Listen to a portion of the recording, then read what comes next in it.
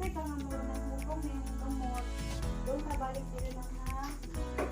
So, ang imong paabot ma'am kay karong October 19. Kuan, 13 weeks o 5 days, depende kayo. So, normal ra niya ha. 5 days lang ha. Then, isitahan kitag vitamins ma'am. Ano ba kayo giinom na vitamins? Isitahan na kitag vitamins nga. Ina naman ha.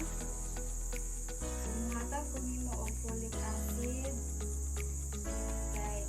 Kaning folic acid ma'am, makatabang ni siya aron dili bitaw daghan komplikasyon ang bata. Makita ka ng uban ma'am, ni panganak ito nila kahit may uban. May mga bata nga nigawas nga lang kasin-kasin. Nga na bitaw ma'am. So para likay ka na take to daming folic acid ma'am ha. Then kaning iron food. O kaning calcium.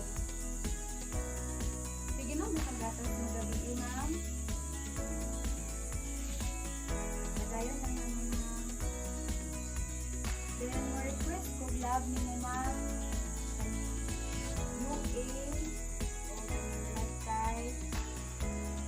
Kumihan ka ni kuhan ni ma'am ha. May dugang na doon nakabutan din ma'am ha. Mag-enjoy tag-tiki karon ma'am ha. Sa mga pagkaon na ito ma'am ha, naatay mga angay kauno, naputay angay ikayan. So yun sa maning angay ni mong kanon. Kaya sa mga gulay ma'am, mga kamunggay, nga. Then prutas ma'am ha, mga orange. Kanang insay natin yung mga prutas. Kulira. Then kita kalimot ang mga itlog, mga isda. Dili rataan ang half cook ra bitaw nga luto ma'am. Kana bitaw ang ginalian ra. Kailangan yung talungon og papalas ang mga karne ma'am. Dili taan ang mga supplements ma'am ha. Dili pud taan ang palabig kape. Tigpanigarilyo ba ka ma'am? Ino ma'am. So kanin pag-business karon ma'am, risko dyan siya ma'am ha. Lagi na kahit 37 na mong edad. So dapat magbantay ma'am ha. Likayan ang mga angay likayan. Niya, dapat sa hospital ka mga anak ma'am ha. So, dili ka palabig pabilar ma'am ha. Dapat sakto na pa na tuntog o panglay. Then mga ginagmay na exercise ma'am. Pagkas na maglakaw-lakaw, mabuntag. Then proper hygiene ma'am. Kanang paghugas sa atong kanang puwerta ma'am ha.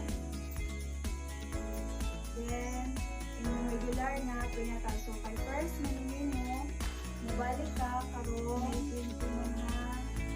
Then ay kalimot akong request na lang na dalhan mo siya. Then naa kay magbabatian ma'am nga gamay nga dugo bitaw na nga na ma'am. Mura kag mag-bleeding ba na, sakit mong iyan, mura mo hanap imong pananaw, nga na ma'am. Balik ka dili ma'am ha, balik ka sa clinic. Ka ba kay pangutana ma'am? Okay lang ito mo inom ang bugnaw na tubig ma'am, basta kay walay gihalo. Kana bitaw tubig na pure, pwede paras anang magtimpla kag juice, ni bugnaw pa jud. Likay ta na mga kay mga tamis, likay ta sa mga tamis kay kanang para dili ka maglisod ining panganak nimo. Dili ko ang silbi. Okay ra ma'am basta kay plain ra kanang tubig lang na pure. Yeah, ma'am. Kay katulo naman ni mo, ma'am, na ba kay nangunaan na family planning? Isa man ni mo na family planning, ma'am. Daghan na kay family planning na. Ano ka ma-IUD ba ka, ma'am? Implant ba ka? Or ganahan ka itong mga pills, ingana. Sumoto, ma'am, ha? Balik ka karong May 20, ha? Pero kalimot sa akong request na laboratory. Pwede pa madili sa tamang ko ultrasound ma'am o pili pa kaya sa itong budget. Tara ako request na lab ma'am o kanya ako reseta ng mga vitamins paliho ko ma'am ha. Dili makalimot sa vitamins. Siniguman yung mong panganak ma'am. Importante jud o magpa-breastfeed ka ma'am. Kanang patutoy jud ma'am. Dili na lang mga formula dito mas maayo man pud kanang patutoy ma'am kay dili na karon mas lahi ra jud o 6 months na unang kabuwan kanang patutoy ra jud ang bata gikan sa mama dili na mga gatas-gatas na formula bitaw ma'am. Nya kana po ang patutoy ka ma'am within sud sa unang kabuwan makatabang po na nimo sa imong family planning. Pwede po mo siya gamiton as a family planning. Una kay pangutana ma'am,